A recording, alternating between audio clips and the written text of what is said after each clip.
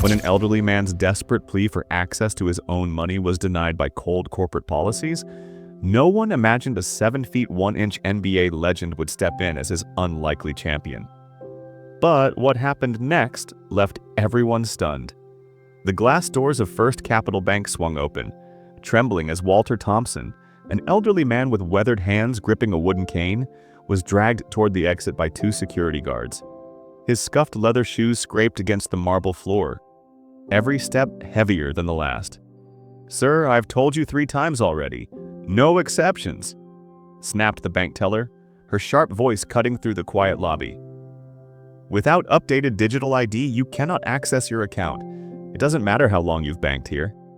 Walter's voice trembled, full of desperation as he fought to hold on to his dignity. "Please, I've been coming to this bank for 30 years. Miss Sarah used to know me. She always helped me." His hands, shaking from age, clutched a stack of old, crumpled papers. Utility bills, a veteran's card, a worn-out Social Security letter. As his fingers fumbled, the papers scattered to the floor like autumn leaves drifting helplessly to the ground. A few customers tried to step forward to help, but the guards waved them away. "You're causing a disturbance," one guard said coldly. Walter's voice cracked, thick with emotion. "My wife's medication. The pharmacy closes at 5. I just need to withdraw my pension. It's right there in my account." The world outside the glass windows slowed to a crawl as pedestrians stopped and whipped out their phones. Inside, murmurs filled the air. Some customers lowered their eyes, uncomfortable, while others couldn't ignore what was happening. "That's enough!" the second guard barked, grabbing Walter's elbow roughly. "If you won't leave on your own, we'll escort you out."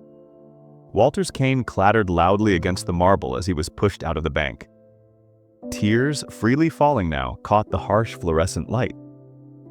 The reason for Walter's desperation was painfully simple. That morning, his wife Margaret's doctor had changed her cancer medication. The prescription, costing $486, had to be filled before the pharmacy closed. Margaret couldn't wait until Monday. Walter sat on a bench near the bank's entrance, his shoulders shaking with quiet sobs.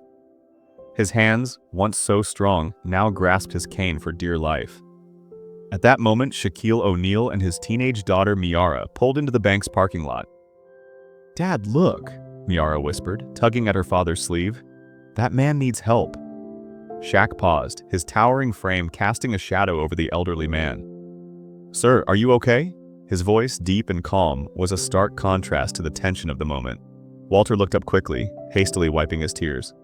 "I'm sorry," he managed, his voice barely above a whisper. "It's just, my wife needs her medication, and the bank won't let me withdraw my money. I don't have a smartphone for their app." His words trailed off, heavy with frustration and helplessness. Miara knelt down beside him, already gathering the scattered papers. "Dad, look! He's Coach Thompson. They were talking about him at camp." Shaq's face softened. He recognized Walter's name, the legendary coach who had given so much to his community. "Coach Thompson," Shaq said, his voice full of empathy as he offered his hand. "Let's go back inside together." As the unlikely trio walked back into the bank, the room fell silent. Phones came out from every corner, recording every moment, as if the very air shifted in that instant. Shaq's deep voice resonated across the lobby. "Miss Stevens, I think we need to talk." Rebecca Stevens, the young bank manager, stiffened. "Mr. O'Neal, I understand your concern, but there are federal regulations." "Let me stop you right there," Shaq interrupted. His commanding presence filled the room. "I've sat on the board of banks. I know what those regulations actually say and what they don't." The tension was palpable. Every word Shaq spoke was heavier than the last. "Coach Thompson has been banking here for decades. No overdrafts, no missed deposits. Yet you're denying him his own money because of a smartphone app? That's not security, it's bureaucracy, and it's costing precious time." Rebecca paused, realizing the gravity of the situation. Walter's history of loyalty to the bank, spanning over 4 decades, was staring her in the face. Shaq's voice softened but carried the weight of truth.